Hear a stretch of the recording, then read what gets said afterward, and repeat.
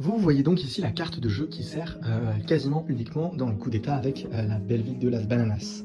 Un coup d'état et le premier joueur qui va commencer, c'est la personne qui déclenche le coup d'état, soit en jouant, donc, comme je l'ai dit, une carte événement d'un coup d'état, ou en déplaçant en premier dans la phase de rébellion ces cartes.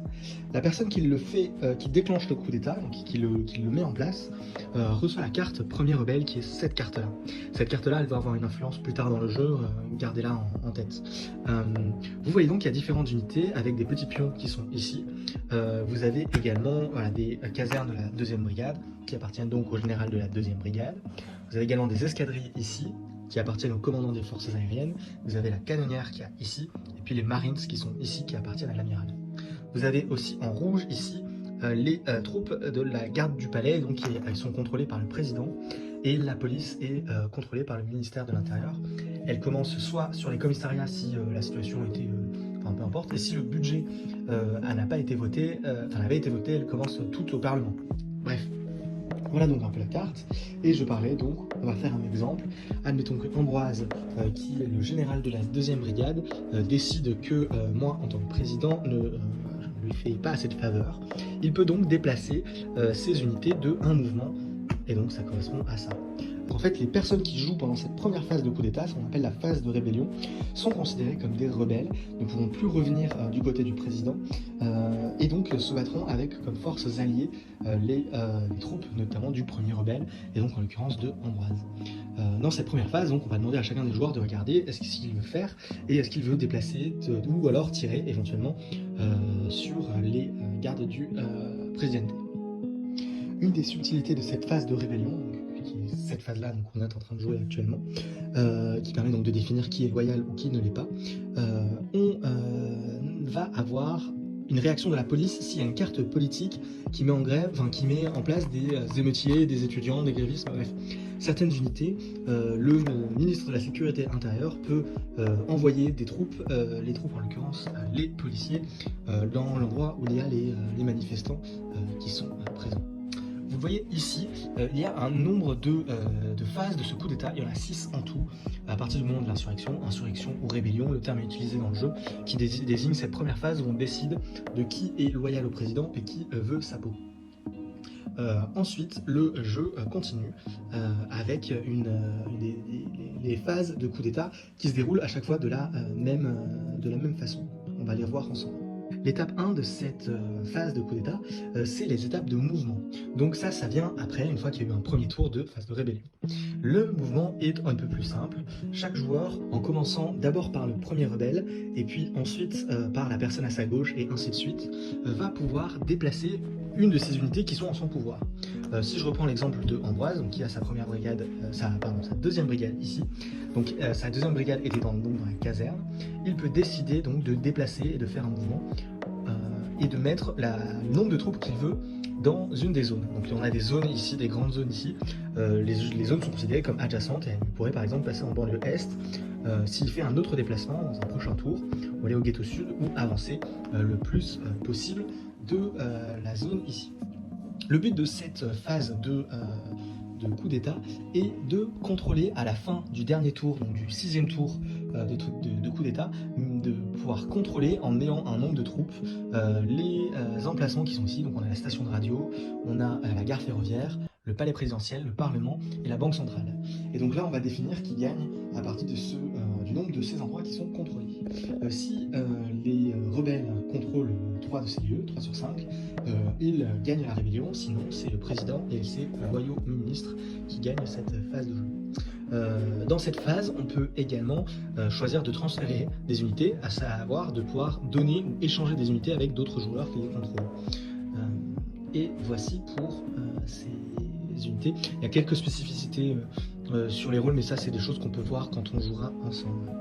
Une fois que tout le monde a fait cette étape 1 du tour, à savoir le mouvement, on va pouvoir passer à la phase de combat.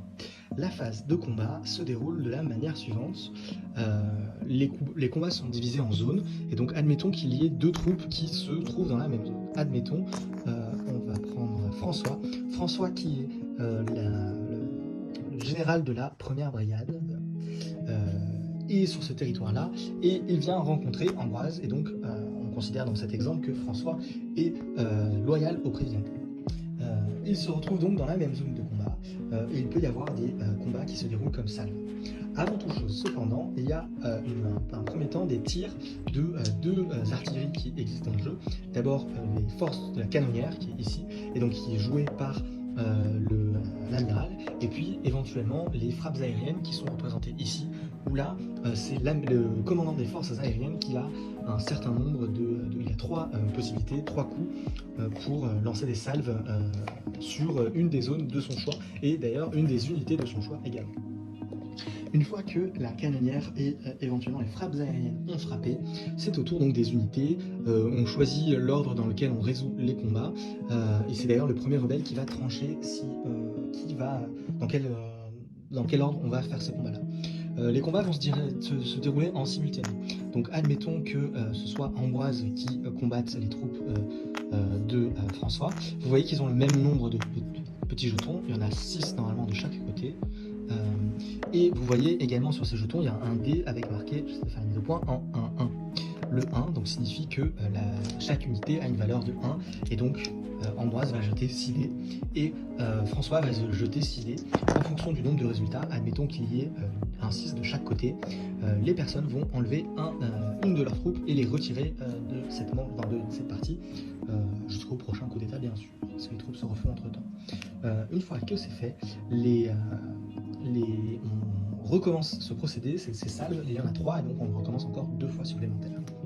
On va voir un quasi dernier point sur la manière dont fonctionne le coup d'état, c'est le fait de battre en retraite.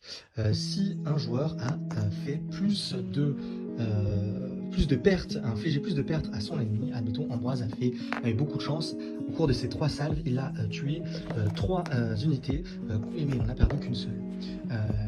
Donc François a perdu plus d'unités, il peut battre en retraite, et pour cela il va se déplacer dans une zone adjacente à celle où il se trouve.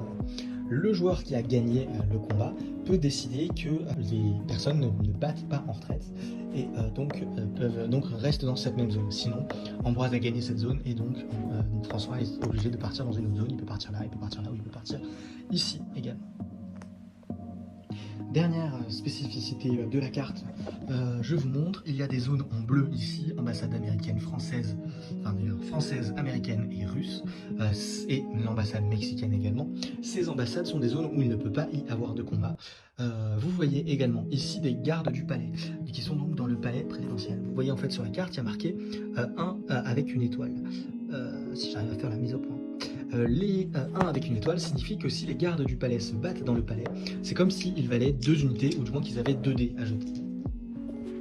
Il y a une dernière façon aussi de devenir rebelle, c'est de tirer sur les gardes du palais à n'importe quel moment de la partie, et donc ça donne une possibilité en plus de pouvoir se montrer loyal aux rebelles et non au Presidente. Voilà à peu près pour les différentes phases, donc les étapes 1, les étapes de mouvement, les étapes B, les étapes de combat d'une phase de coup d'état. Comme je l'ai dit, le coup d'état s'achève à la fin du 6e tour. Les joueurs peuvent aussi conjointement décider que en fait ça sert à rien de continuer le combat, peut-être parce qu'il n'y a plus d'unité ou quoi. En tout cas, le tour de jeu, quoi qu'il arrive, le coup d'état se termine au 6e tour, et à ce moment-là, on va demander aux gens de choisir leur camp. Pour choisir leur camp, on peut soit être pro-président ou alors être pro-junta. Je le disais donc, admettons que les rebelles contrôlent 3 zones des points stratégiques, les points en rouge sur la carte, les zones en rouge sur la carte. Donc si la junta a gagné, la rébellion, le coup d'état, on va élire un président simplement parmi les gens de la junta. Les gens qui font partie de cette junta sont les personnes qui ont été rebelles et donc ont été contre le président et combattu contre le président, et qui se sont, à la fin du coup d'état, se sont déclarés pro-junta. Si on a été loyaliste et qu'on s'est déclaré pro-junta, on ne fait pas partie de la junta et du coup on ne peut pas être élu président. Si on a été rebelle mais qu'on s'est mis du côté du président, on ne fait plus partie de la junta, et donc on n'a plus que... il ne reste plus qu'un seul des groupes précédemment cités. Dans cette élection, ça ne suit pas exactement c'est la même procédure que le scrutin. Là, tous les membres de la junta ont une seule voix en tant que chef de famille. on ignore toutes les autres cartes, cartes d'influence, etc., etc. Et donc là, on va voter pour la personne qu'on veut être président, et s'il y a une égalité, c'est le premier rebelle qui va trancher. Le nouveau président peut alors choisir d'envoyer un joueur en peloton d'exécution. Et donc ça arrive, donc il peut choisir même d'envoyer un de ses propres membres de la Junta en peloton d'exécution qui, grosso modo, est éliminé et doit donner immédiatement tout l'argent de sa réserve personnelle, ce qui était dans sa poche, dans le nouveau président qui a été élu de cette façon.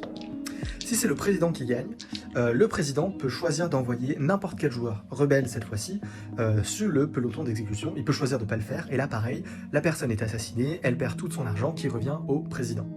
Et voilà donc la phase de coup d'État. On aura l'occasion de voir quelques exemples aussi si vous avez besoin, mais nous voyons donc la manière dont fonctionne la partie coup d'État. Une fois qu'un coup d'État est passé, on repart sur un rythme de jeu politique dont nous avons vu toutes les ficelles. Une fois que tous les billets de banque ont été distribués ou qu'il n'y a plus suffisamment de billets pour pouvoir faire un paquet de 8 billets d'aide étrangère, la partie prend fin immédiatement. Le joueur qui a le plus d'argent sur son compte en Suisse garde. L'argent personnel, je le rappelle, ne compte pas. Vous l'aurez deviné, c'est donc un jeu de coups pendables. Les petites règles, etc. viennent avec le temps et puis au fur et à mesure, on y arrive. Et donc j'espère vous retrouver tous mardi pour qu'on puisse jouer ensemble et se faire des coups pendables les uns les autres.